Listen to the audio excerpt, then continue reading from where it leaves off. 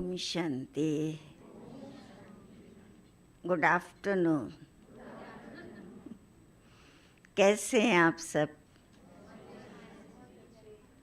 थक गए सुन सुन के? डाइजेस्ट हो रहा है? ज़्यादा भोजन ले लो ना तो डाइजेस्ट नहीं होता है। तो ये भी आपको इतनी अच्छी डाइट मिल रही है, डाइजेशन पावर भी अच्छा चाहिए। और कब होगा ये? जब बाबा से प्यार होगा। जिससे प्यार होता है ना तो समय की सीमा खत्म हो जाती है। लगता है उसके पास बैठे रहें, सुनते रहें, बातें करते रहें। और 1 घंटा बीत जाए ना, लगेगा 5 मिनट ही तो हुए, और बैठें और बातें करें, मिलन मनाएं। और जहाँ मन नहीं हो वहाँ 5 मिनट भी लगता है 1 घंटा निकल गया। तो हम तो बाबा के प्यार में समाये हुए लवलीन दिलाराम बाप के दिलरुबा बच्चे। तो जितना हम कहें बाबा में लवलीन है, तो बाबा की बातें कभी बोर करेंगी, थकाएंगी नहीं ना। दिल होगा और सुने और हल्कापन आ जाता है। ये है दिल का प्यार। संबंधों में भी संबंध का आधार क्या है? आप बताते हो राजयोग शिविर में, कोर्स में, संबंध का आधार है स्नेह। तो ये स्नेह, प्यार पहले तो स्वयं से हो, खुद से प्यार, फिर साथियों से प्यार, कार्य क्षेत्र पर अपने काम से भी प्यार होना चाहिए। काम से प्यार नहीं होता है ना तो संतुष्टि नहीं होती है अपने काम में। फिर क्या करते हैं? एक जॉब छोड़ी, दूसरी जॉब ली, दूसरी से तीसरे। तो काम से भी प्यार हो, प्यार से करेंगे, अपनी जिम्मेवारियां पूरी करेंगे, काम करेंगे, प्यार से करेंगे, खुश होके करेंगे। फिर चौथा किससे? प्रकृति से। प्रकृति हमारी कितनी सेवा करती है, कितना कुछ देती है, और हम प्रकृति से कितना प्यार करते, कितना उसको देते। प्यार में क्या होता है? देने की भावना। हम भी तो कुछ करें। और 5वां है परमात्मा से। एक तो होता है, कहते हो आप भगवान को स्वार्थ से याद करते हैं, मजबूरी में करते हैं। और एक है मेरा है इसलिए याद करते हैं, और कुछ नहीं। ना तो स्वार्थ है उससे कि ये मिल जाए, ये कामना पूरी हो जाए, ना मजबूरी है। भी लोग कहते हैं इतनी माला जप लो तुम्हारा काम हो जाएगा, ये हनुमान चालीसा कर लो, ये विघ्न खत्म हो जाएगा। तो मजबूरी में करते हैं। और हम दिल से करते हैं। मेरा है ना, तो मैं उसके बिना नहीं रह सकता, वो मेरे बिना भी नहीं है, मेरा अस्तित्व ही नहीं है हमारा। तो संबंध में हमारी सद्भावना,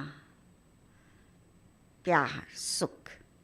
देखो, पहले के संबंध और आज के संबंधों में बहुत फर्क आ गया है। और ये भी कहते प्यार करना तो आसान है और निभाना बहुत मुश्किल है।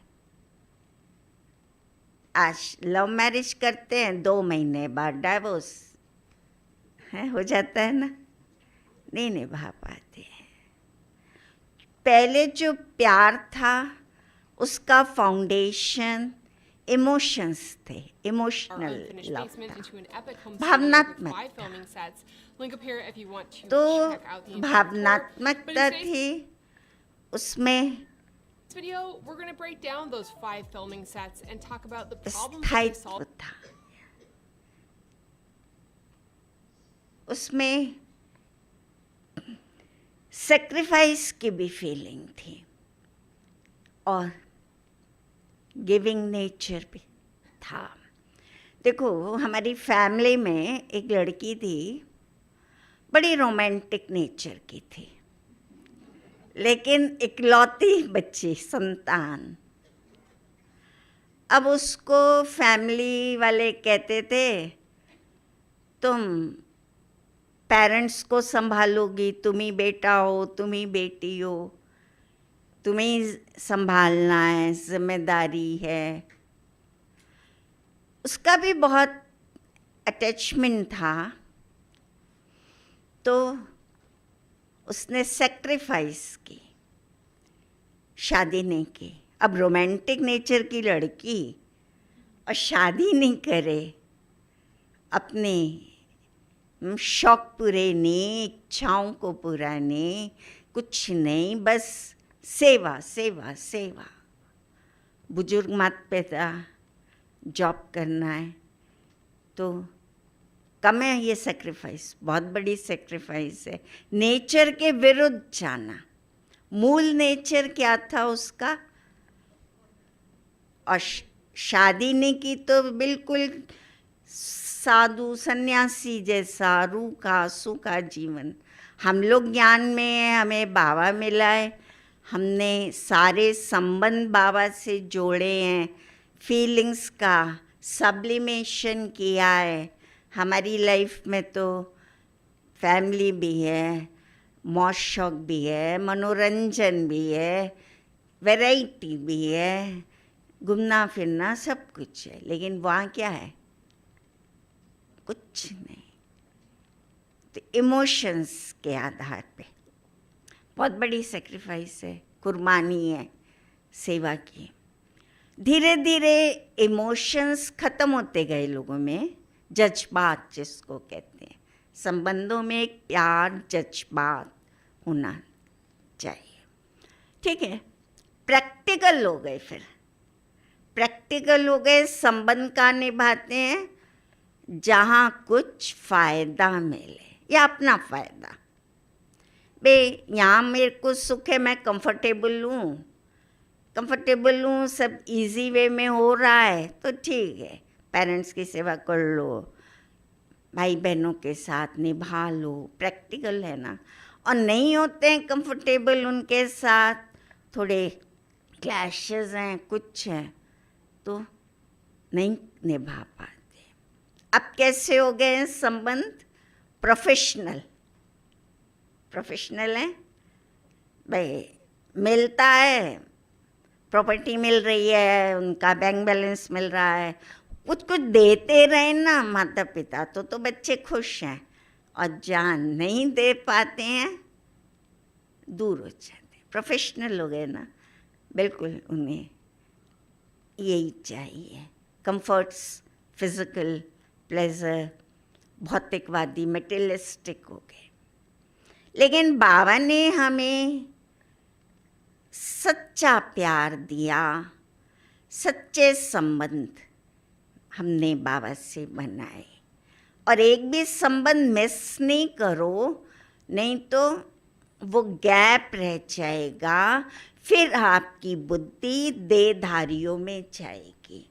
भाई नहीं है तो धर्म भाई बना लेंगे, बाप नहीं है तो धर्म भाई बना लिया बाप, कोई कुछ ना कुछ बुद्धि जाती है।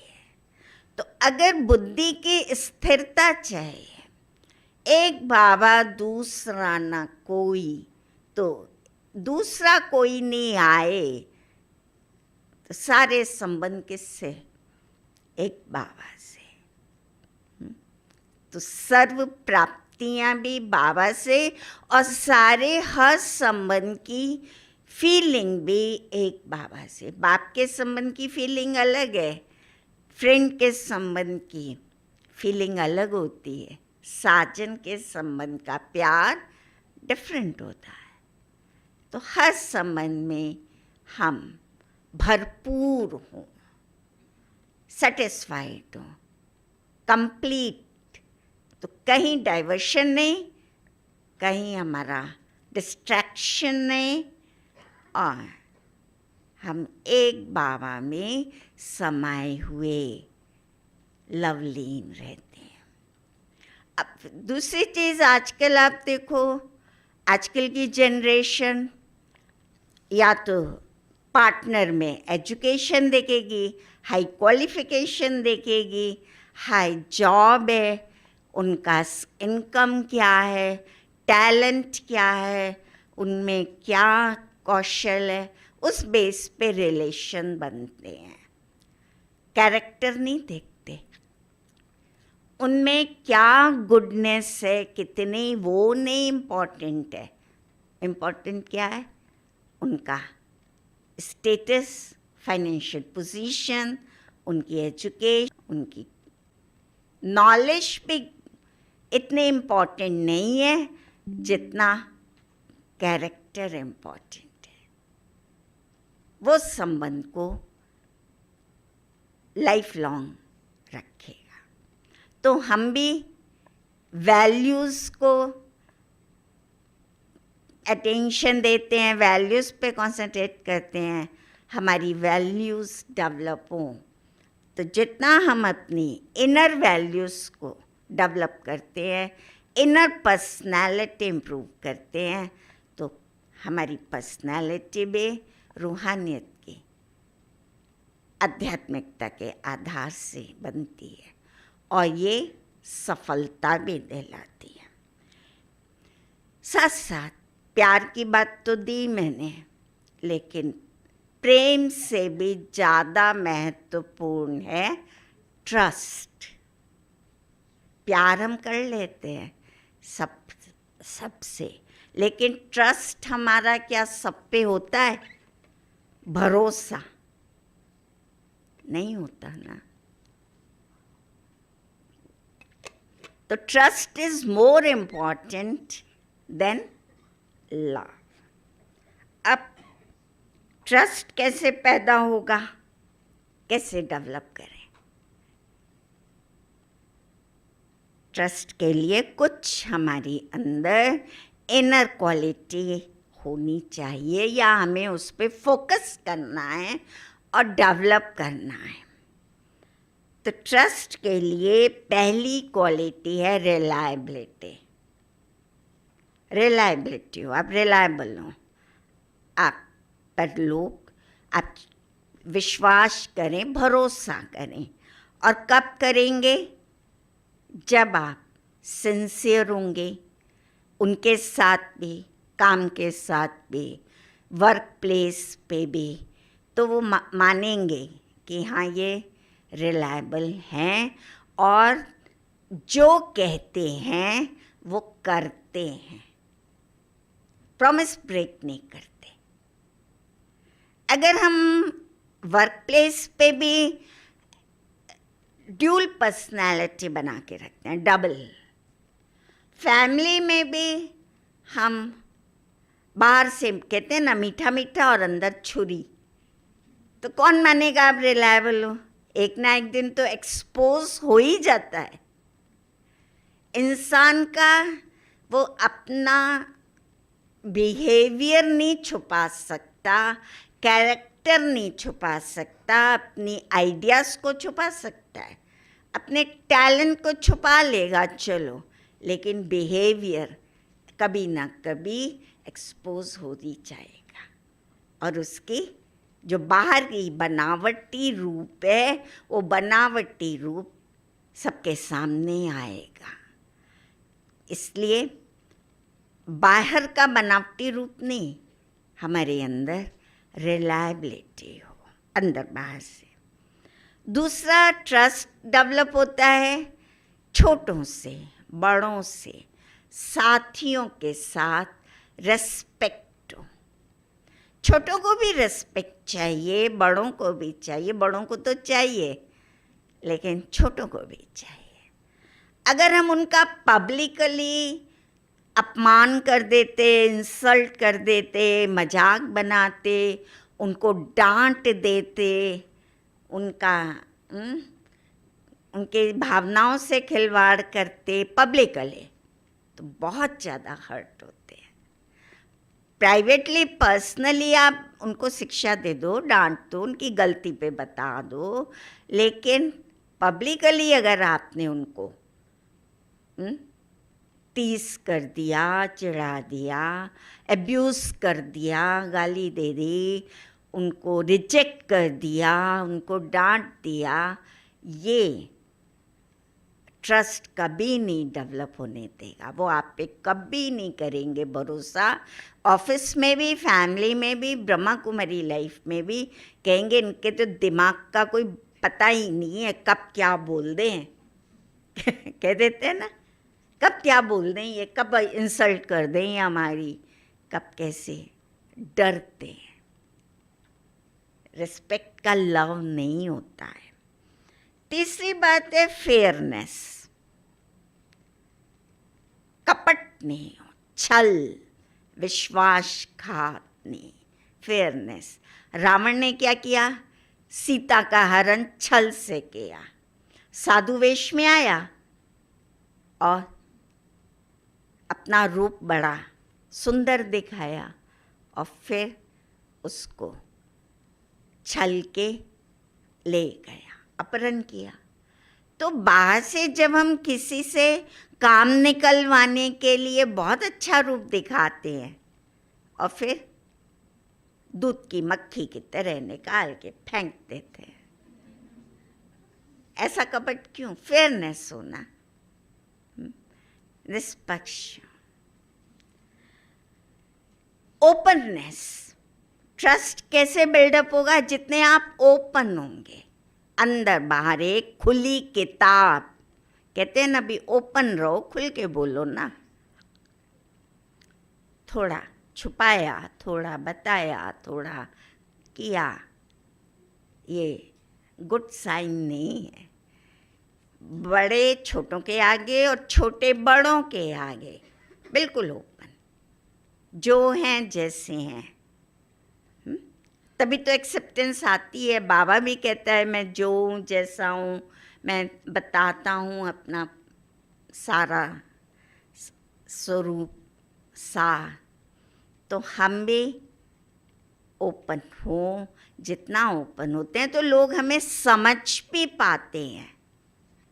आपके मूड्स, आपके फ्लक्चुएशंस मूड में, अप एंड डाउन होता है, स्विंग्स आते हैं मूड में, किसके नहीं आते? अप डाउन होते हैं मूड में, फ्लक्चुएशंस भी होते हैं, लेकिन आप ओपन है ना तो ट्रस्ट नहीं खोएंगे आप। हो जाता है कई बार मूड में, लेकिन ओपननेस होने से ट्रस्ट बना रहता है। वो जानते हैं इस वक्त इनका मूड ऐसा है, ठीक हो जाएगा, चलो इनको इस तरह से हम कन्विंस कर लेंगे। कंसिस्टेंसी ट्रस्ट के लिए बहुत जरूरी है। स्थिरता हो, आप में स्थिरता है, विचारों में स्थिरता है, तो ये आपकी क्वालिटी ट्रस्ट बिल्डअप करती है।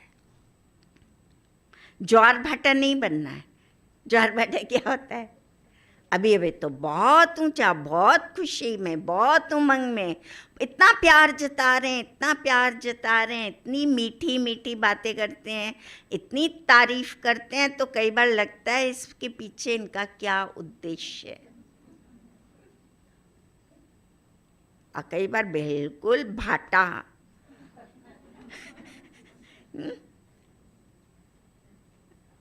तो उनको समझना ही मुश्किल है। छोटों को भी समझना, बड़ों को भी समझना, साथियों को भी समझना, तो ट्रस्ट बिल्डअप नहीं होता है, अंडरस्टैंडिंग नहीं बनती है ना। और क्वालिटी ट्रस्ट बिल्डअप करने के लिए है ऑनेस्टी। लाभ के लिए नहीं, जो मैंने पहले बताया ना, पहले रिलेशन इमोशनल थे, फिर प्रैक्टिकल मैंने, और फिर आज प्रोफेशनल। लाभ के लिए है, बस लाभ ले लो जितना ले सकते हो। भाई मेरा भाई मिनिस्टर बन गया, ऑफिसर है, ये है, जितना अपन उससे ले सकते हैं प्रॉफिट ले लें। और प्रॉफिट मिल गया, लाभ ले लिया, तो उसको भूल गए ना। फिर तो बाद में कोई राम राम नहीं, कुछ नमस्ते नहीं, कुछ नहीं। तो ये संबंध में स्थायित्व नहीं लाता। ऑनेस्टी होनी चाहिए, उसमें लोभ नहीं आए। एक्सेप्टेंस की बात तो आप बहुत लेक्चर्स में सुन ही रहे हैं, लेकिन मैं आपको बता दूं, एक्सेप्टेंस में जो मैंने महत्वपूर्ण माना है वो 4 बातें हैं एक्सेप्ट करने में। वो हैं 4 बातें। जब आपके कोई मन अनुसार काम नहीं करता, आप समझा देते हो, फिर भी नहीं करता है, तो आपको गुस्सा आता है ना, मेरी बात नहीं मानी। बड़े हैं, ऑफिसर हैं, तो ऑफिसर को तो लगेगा हाई जॉब है, कंपनी में है, मेरी बात माननी चाहिए, कहना माने, नहीं तो गुस्सा आता है। आप अगर एक्सेप्ट कर लेते हैं और क्या सोचते हैं, अभी इसमें कैपेसिटी नहीं है करने की। हर एक की कैपेसिटी अलग अलग है। बड़े दीदी बोलती हैं इस टेबल की डस्टिंग कर दिया करो, गेस्ट रूम है, भाई बहन आते हैं, अच्छा नहीं लगता। बाबा का चित्र है, क्लीन रखो। अरे मंदिर में कितनी सफाई होती है, और बाबा के चित्र पे आप धूल छोड़ देते हो, डस्टिंग नहीं है, मिट्टी नहीं साफ की। तो वो कई बार चिल्ला भी देती हैं, डांट भी देती हैं, गुस्सा भी कर देती हैं, झल्ला भी जाती हैं, बोल भी देती, होता है ना। लेकिन आपकी दिमाग में ये बात फिट नहीं हुई।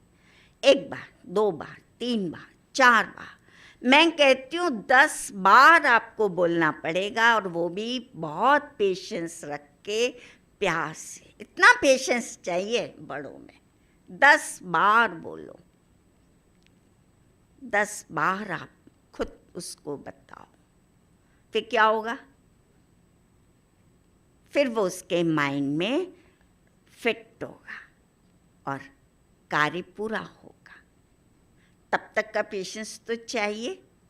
मैं कहती हूँ 1 बार प्यार से कहा, 2 बार कहा, 3 बार कहा, 4थी बार थोड़ा शिक्षा दे दी, समझा दिया, भला बुरा कह दिया, आखिर वो जिद्दी होगा, नहीं मानना है उसको, नहीं करना है, तब फिर आप क्या करेंगे?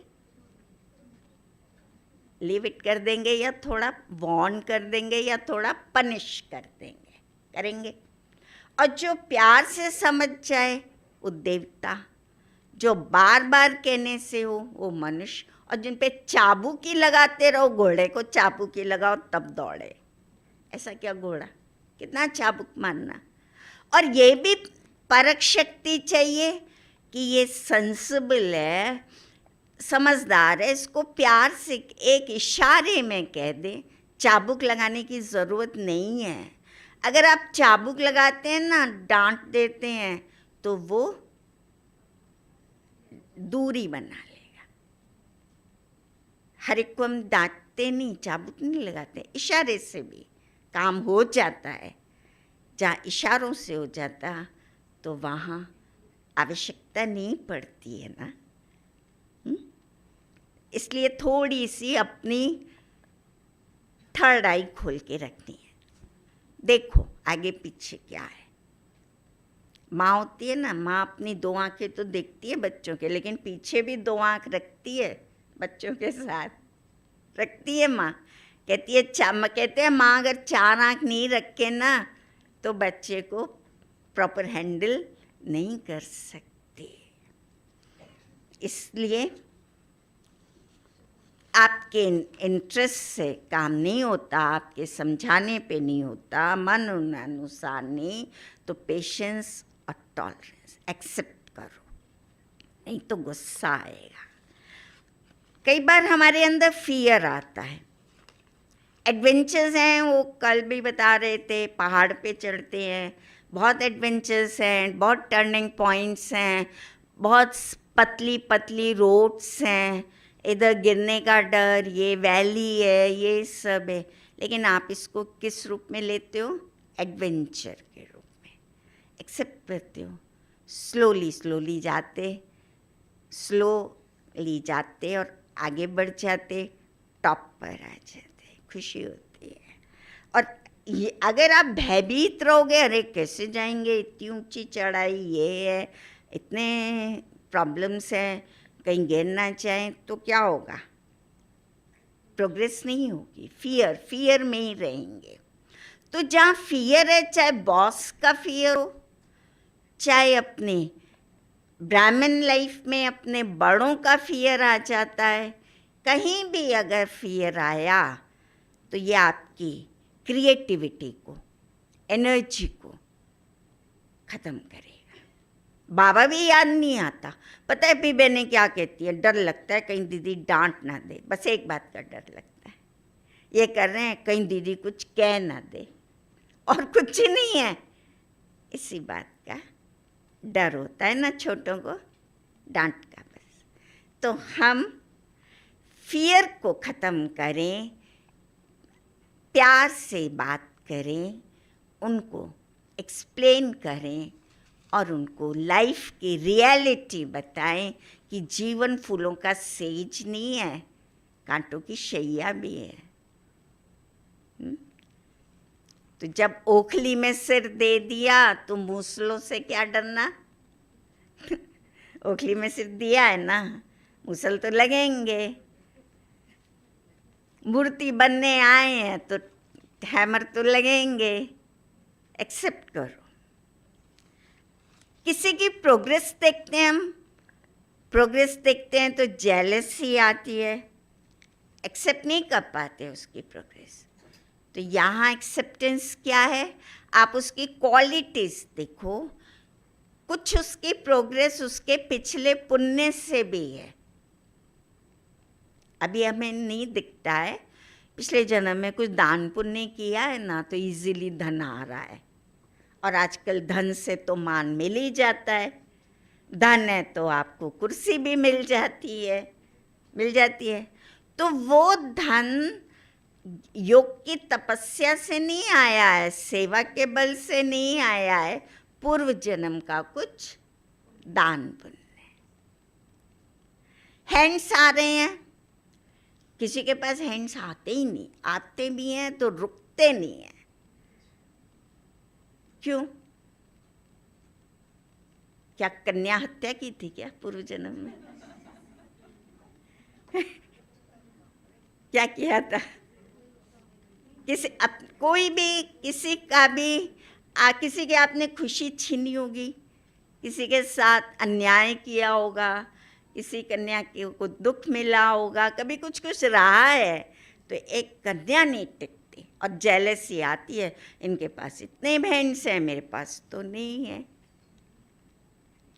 तपस्या करो, धैर्य रखो, वेट करो और कन्याओं की सेवा करो। वो देवी पूजा करते हैं ना, कन्याओं को जिमाते हैं 8 दिन, वो क्या खिलाते हैं नवरात्रों में। आप भी कन्याओं की सेवा करो, खिलाओ पिलाओ, आती है उनकी बीमारी का इलाज भी करा दो। क्या हो गया, वहाँ भी तो कितना करते हैं कन्याओं के लिए। वो आए हैं घर में, उनके पेरेंट्स नहीं इलाज करा पाते, करा दो। कपड़े अच्छे नहीं हैं, आप उनको कपड़े दे दो। भोजन अच्छा कराओ, सेवा करो थोड़ी। ये मत देखो हमारा नियम है 5 साल बाद कन्या को मिलेगा, तब तक वो घर से लाए। अब वो घर से लाए, मामला गोल, समय अनुसार। तो ये कन्या पूजन है। कन्या पूजन करके देखो, क्यों नहीं आएंगी आपके पास? जेलेसी क्यों कर रहे हो? उसके पास तो बहुत है, मेरे पास तो नहीं है। अब वर्क प्लेस पे भी जेलेसी आती है। इसका प्रमोशन हो गया, इसको हायर अथॉरिटी फेवर करते हैं, ये हायर अथॉरिटी को कुछ गिफ्ट्स देता है, रिश्वत देता है। ठीक है, आपका टैलेंट कभी नहीं छिप सकता, आपकी क्वालिटी एक न एक दिन काम आएगी। और ये जो गिफ्ट्स और रिश्वत के आधार से बनते हैं ना, थोड़े दिन बाद सड़क पे आ जाते हैं। इसलिए trust is more important than love. अब हमारे खराब रिश्तों के कारण भी हम थोड़ा समझ लें। हमारे स्वभाव में स्वार्थ होगा, कर्टसी नहीं है, नम्रता नहीं है, हम केयरलेस हैं। केयरलेस जो लोग होते हैं ना, उनको लव एंड रिस्पेक्ट नहीं मिलता। अगर आप ही दिनचर्या में केयरलेस हो, अमृत वेले नहीं उठते हो, मुरली क्लास में पंक्चुअल नहीं होते हो, रेगुलर नहीं हो, आप कर्म योगी नहीं हो, केयरलेस हो, मूड आया कर लिया, मूड आया नहीं किया, उठे नहीं उठे, तो आपके साथी करेंगे? वो पहले सोएंगे।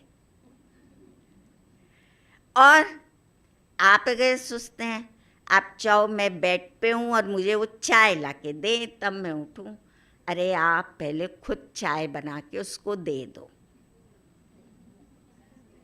आप उठो, आप उसको चाय बना के दे दो, फिर देखो। तो हमें अलर्ट, एक्यूरेट, ऑलराउंड और एवर रेडी बनने की ज़रूरत है। नहीं तो हमारी केयरलेसनेस संबंधों में बिखराव लाएगी। ऑफिस में भी यही है, ऑफिसर टाइम से नहीं आएगा, पंक्चुअल नहीं होगा, तो साथी तो और देर से आएंगे, वो जल्दी जाएगा तो वो उससे पहले।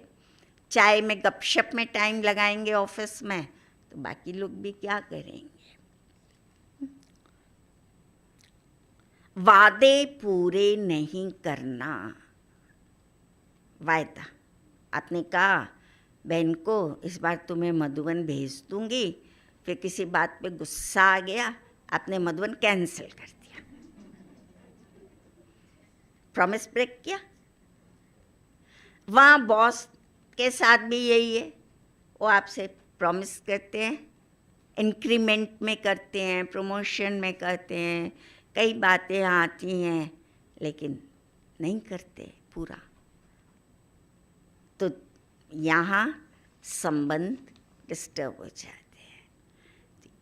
इसलिए कहते हो तो करो, जो कहा है करना है, वायदा पूरा करना है, तो प्यार भी बढ़ता है और भरोसा भी पैदा होता है।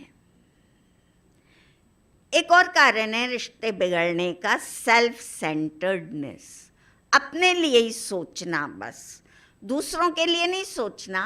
मुझे प्यार मिले, मुझे मान मिले, मुझे चांस मिले, मुझे आगे रखा जाए, लेकिन मैं दूसरों को आगे रखूं, मैं दूसरों को चांस दूं, मैं मान दूं,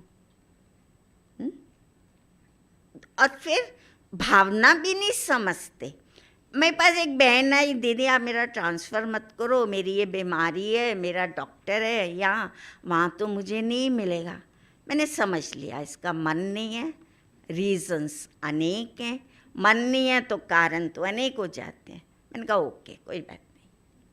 अगर हम उनकी भावनाओं को समझते हैं, ये बात कह रहे हैं, इसके पीछे इनकी वजह क्या है, क्या चाहते हैं, तो आप उनके साथ राइट एटीट्यूड बनाएंगे। और नहीं तो अगर आपने अथॉरिटी चला दी, मैं बड़ी हूँ, अथॉरिटी है मेरे पास, वर्क प्लेस पे भी अगर अथॉरिटी से काम लेते हैं, अपने साथियों की भावनाओं को नहीं समझते, प्रॉब्लम्स को नहीं समझते, तो उन्हें सहयोग नहीं मिलता है। इसलिए भावनाओं को समझना है, उनकी भावनाओं को भी और अपनी फीलिंग्स को समझो। जिद भी एक बहुत बड़ा कारण है। जिद में आके हम टूट जाएंगे पर झुकेंगे नहीं, है ना। सूखी लकड़ी, अहंकार है ना इसके पीछे, जिद है, ईगो है। और लिसनिंग कैपेसिटी बढ़ानी होगी। बड़ों को, हम बड़े छोटों को सुना देते हैं, और छोटे जब बोले ना, बड़े नहीं सुन पाते ना। कहेंगे जवान लड़ाती है, मुंह सामने जवाब देती है, ऐसे जवाब बोलेंगे। तो लिसनिंग कैपेसिटी बढ़ाओ। आप बड़े छोटे नहीं हो, आप आत्मा भाई हो। यहाँ पोस्ट नहीं है, मैं बॉस हूँ, ये सबॉर्डिनेट है, ये पियोन है। कौन है ये? वो उसका रोल है, हम यही सिखाते हैं। रोल है उसका, बॉस का रोल है, उसका पियोन का रोल है, वो मालिक है, वो नौकर है। आप मालिक नौकर में भी अगर लिसनिंग पावर बढ़ाएंगे, प्यार बढ़ेगा। सुन तो लो वो कहना क्या चाहते हैं आपके साथी। सुन लो, सुनेंगे तो अंडरस्टैंड भी करेंगे और प्रॉब्लम का सॉल्यूशन भी मिलेगा। सुनेंगे ही नहीं तो कैसे सॉल्यूशन पर आएंगे। और साथी बहनों में तो सुनना बहुत ज़रूरी है। सुनाते हो तो सुनते भी हो, सुनना भी है। फ्रेंडली एटीट्यूड, जहाँ फ्रेंडली एटीट्यूड है वहाँ कॉन्फ्लिक्ट नहीं आएगा, क्लैशेस नहीं होंगे। वो बोले आप चुपचाप सुनो, आप बोलते हो वो चुपचाप होके सुनती है, समझते हैं इसके दिल में क्या है। अच्छा, संबंधों में एक गुण बहुत सुनते हैं हम, फॉरगिव एंड फॉरगेट। भूल जाओ, माफ़ करो। क्यों माफ़ करें? क्यों माफ़ करें? माता पिता को माफ़ करो क्योंकि उन्होंने आपको पैदा किया, पढ़ाया लिखाया, पाल पोस के बड़ा किया, आपको पैरों पे खड़ा किया। ठीक है, माता पिता हैं, डांट भी देते हैं, कह भी देते हैं, लेकिन हैं तो उन्होंने माता पिता, और हम उनके ऋणी हैं, उन्होंने हमारे लिए किया है।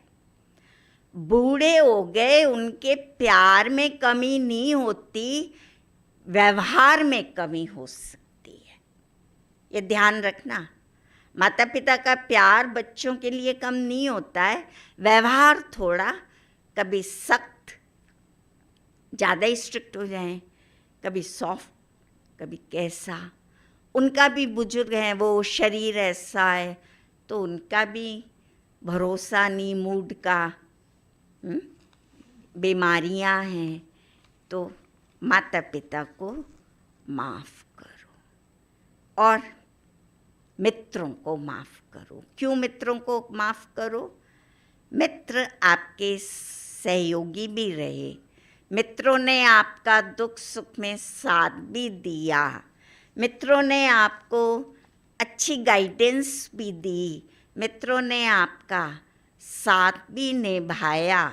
ठीक है, आज उन्होंने कुछ किया, कोई बात नहीं, हो जाता है।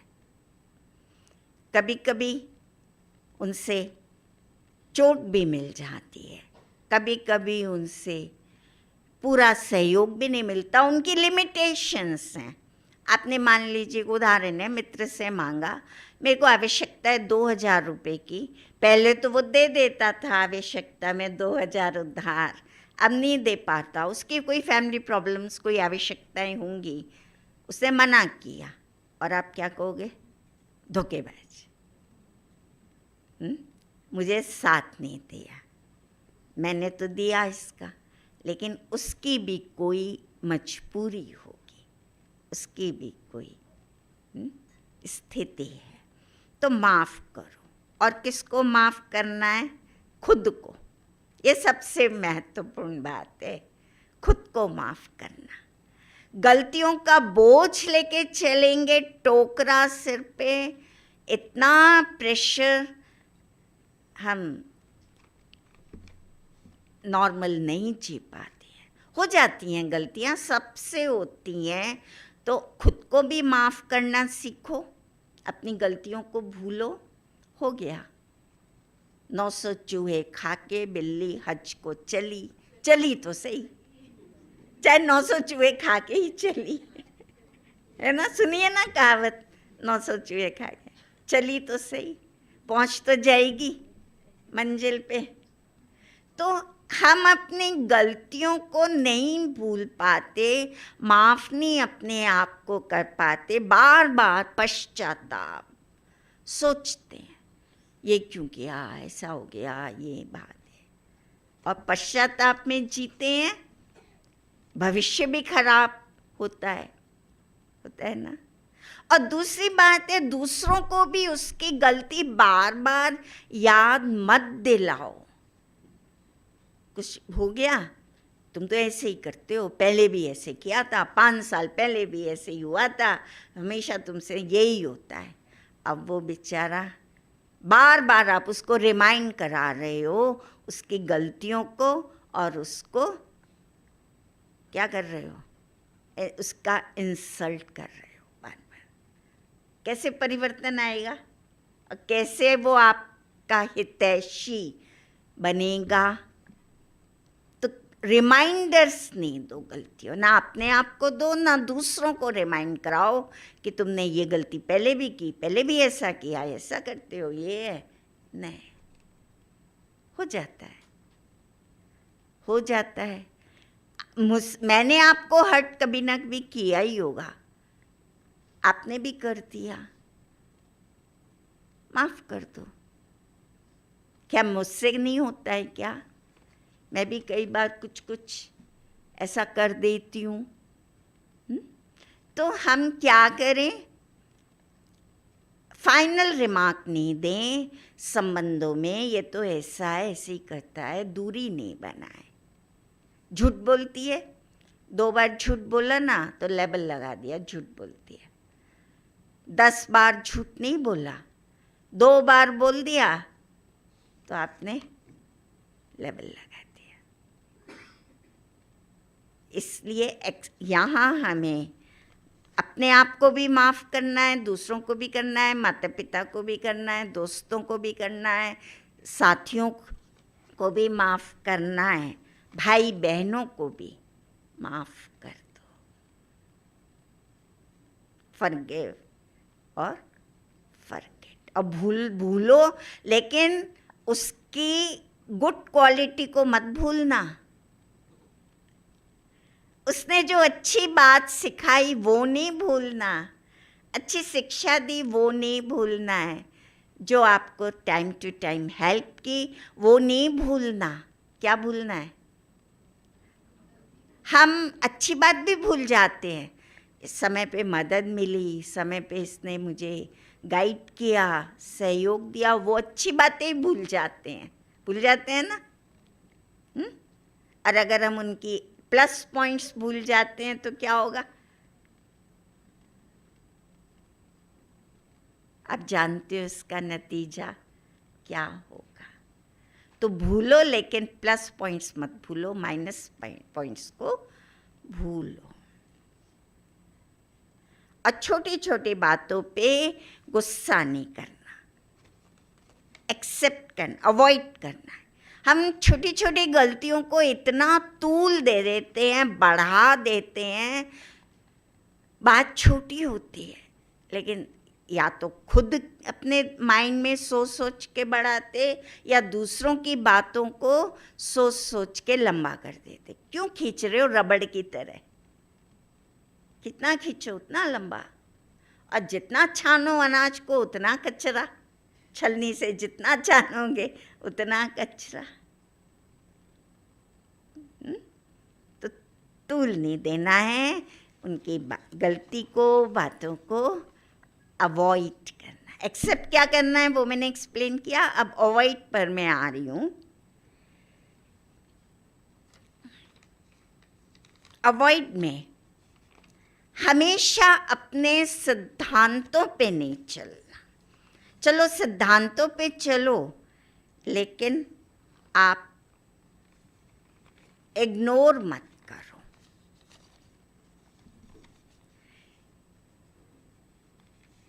सिद्धांत अच्छी बात है, प्रिंसिपल्स, लेकिन प्रिंसिपल्स के साथ हमें बैलेंस रखना है फ्लेक्सिबिलिटी का। प्रिंसिपल्स भी हों, लेकिन थोड़ा फ्लेक्सिबिलिटी भी हो। जब ये बैलेंस होता है तो हमारे संबंध इतने नहीं डिस्टर्ब होते। और बहुत ज़्यादा आप अपना अथॉरिटेरियन एटीट्यूड दिखाते हो, प्रशासक है हम, तो दूसरों की लिमिटेशंस, दूसरों की क्वालिटीज़, दूसरों के वीक पॉइंट्स, दूसरों के रिसोर्सेस, दूसरों की कैपेसिटी, इन सबको देख के फ्लेक्सिबल भी होना होता है ना। लेकिन तो प्रिंसिपल्स के साथ साथ फ्लेक्सिबिलिटी भी हो। अपने अंदर ये पावर हमें बिल्डअप करनी होगी। टाइम तो हो रहा है। अब बाबा कहता है ना, प्यार चाहिए मेरे से लो। महिमा मैं करता हूँ ना रोज तुम्हारी। कितने ऊंचे सोमन देते हैं। मीठे बच्चे कहते हैं रोज, कड़वे बच्चे तो नहीं कहते। कभी कहा बाबा ने तुम कड़वे हो, तुम खराब हो, तुम ऐसे हो? बाबा रोज क्या कहता है? मुरली शुरू करते हैं बाबा, मीठे बच्चे, सिकीले दे बच्चे कह के समाप्त होती है, लाडले बच्चे। और हम क्या करते हैं?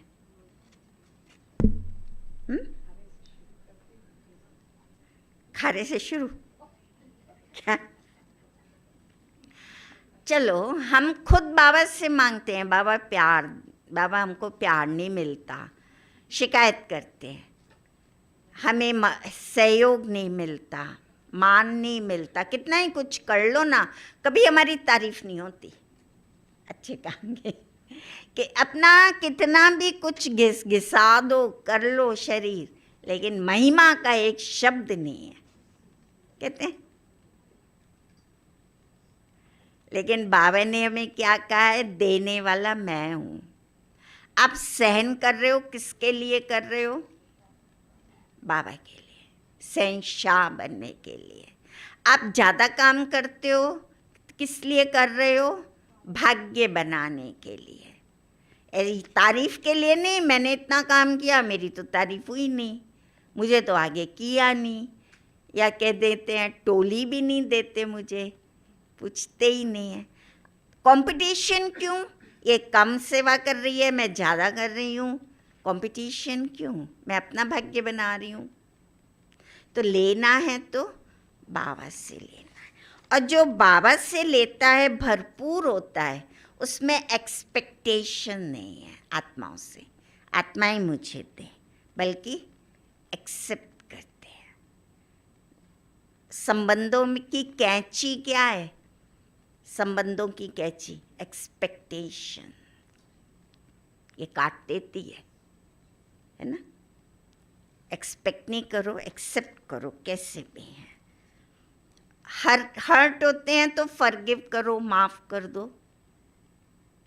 उसने कुछ किया, उसकी सिचुएशंस शायद ऐसी थी, उन हालातों में मैं होती तो शायद मैं भी ऐसा कर लेती। आप अपने आप को उनकी जगह रख के देखो,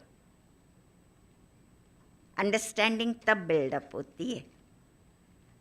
मैं उनकी जगह होती तो मैं क्या करती?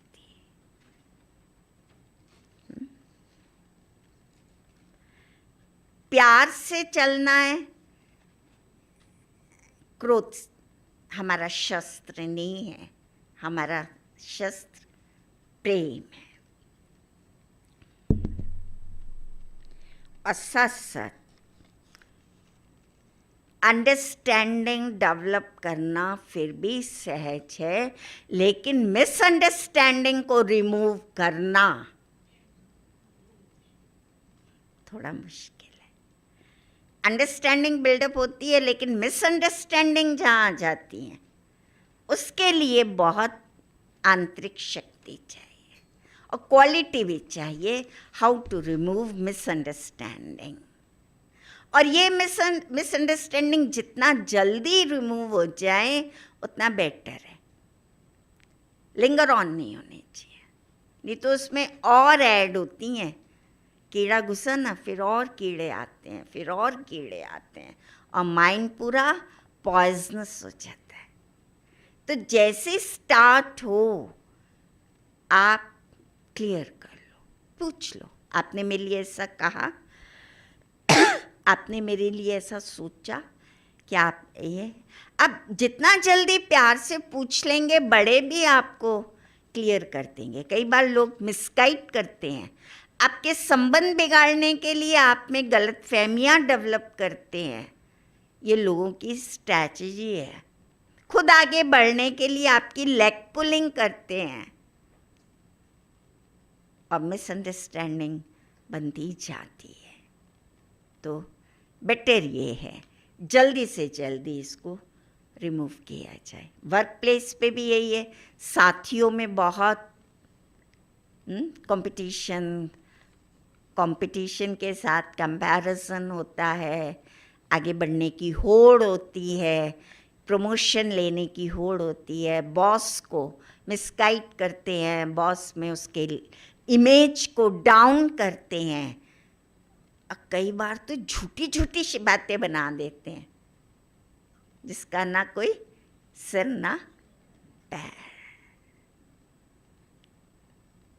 तो ये यहाँ हम डिस्टर्ब नहीं होता है।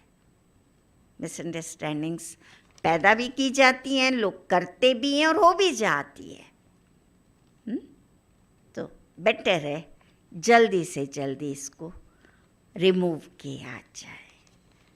तो संबंधों में एक बात और, 4 बातें में से कहते हैं role, responsibility, relation and routine.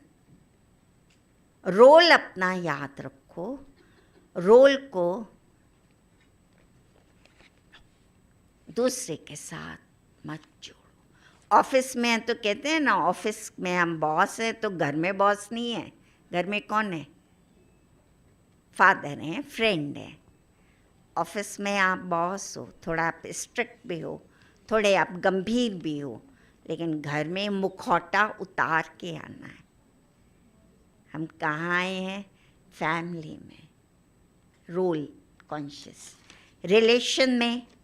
Relation में अटेंशन देना है, ना जेलेसी, ना हेट्रेड, ना लेग पुलिंग। जेलेसी का मैंने आपको सॉल्यूशन दिया, आप बेटर है उसकी बेस्ट को देखो, उसकी क्वालिटी को अडॉप्ट करो, उसके अचीवमेंट से जेलस मत बनो। दादी जानकी भी कहती थी, ना जेलस होना है और ना कोई मेरे से जेलसी करे, ना मुझे कहीं अटैचमेंट रखना है और ना मेरे से कोई अटैच्ड हो। तो ये कुछ बातें हैं जिनसे हम संबंधों में मधुरता लाते हैं, संबंध हमारे गहरे प्रगाढ़ होते हैं और संबंध का सुख तो सबसे बड़ा सुख है। धन कम हो चाहे, तन में भी चाहे रोग हो, लेकिन संबंध का सुख है ना, संबंध में हम साथ साथ हैं तो मिलकर बड़ी बड़ी समस्याओं को भी पार कर जाती है। Unity is strength. अच्छा, ओम शांति।